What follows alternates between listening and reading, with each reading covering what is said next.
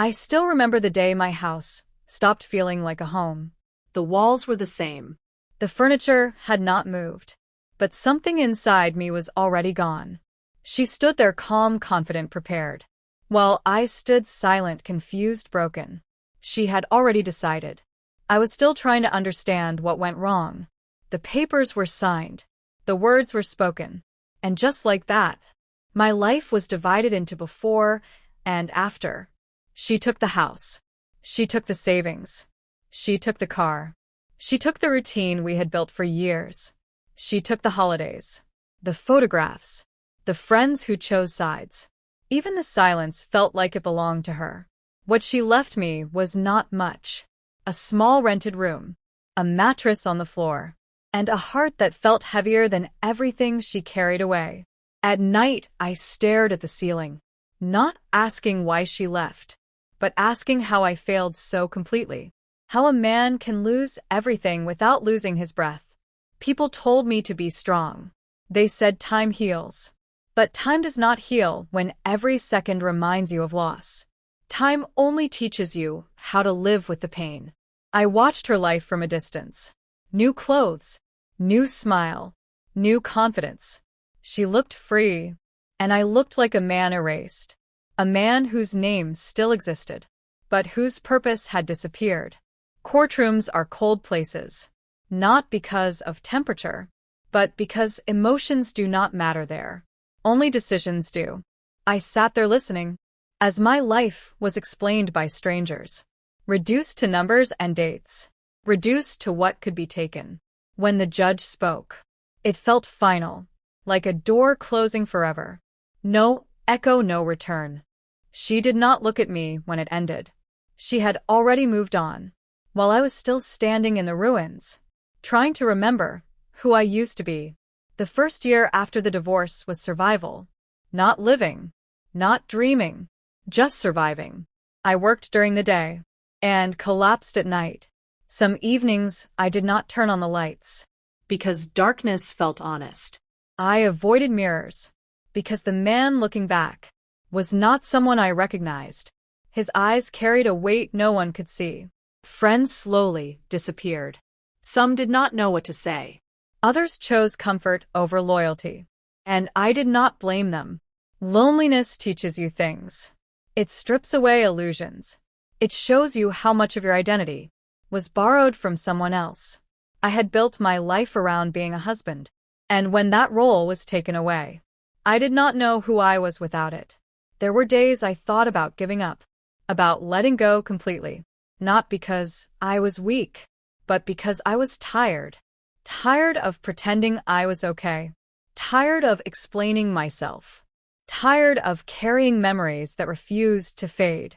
One night I sat on the floor, back against the wall, and for the first time, I stopped blaming her.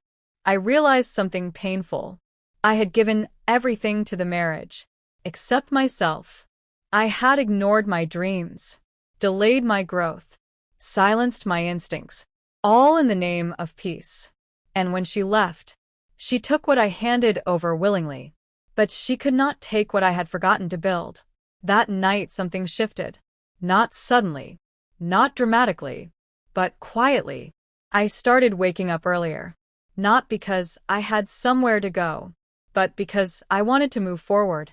I started walking in the mornings, just me and my thoughts. No music, No distractions. Each step felt like reclaiming space. Each breath felt like proof I was still here. I returned to things I once loved. Books I stopped reading. Skills I never finished learning. Dreams I labeled unrealistic. I failed many times. Some days I felt foolish.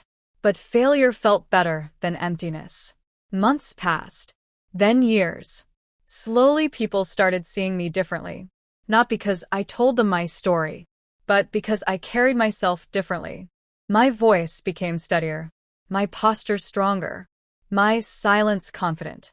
I did not chase success. I built consistency.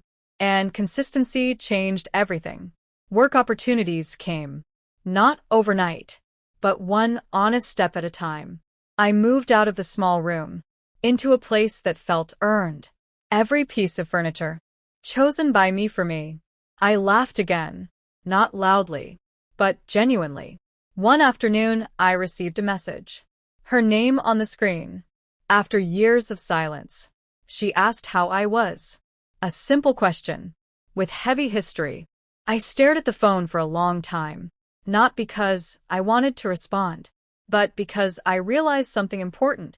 I was no longer angry. I was no longer broken. I was no longer waiting. She took everything she could see, but she forgot one thing. She forgot my ability to rebuild. She forgot my resilience. She forgot the man who survives loss.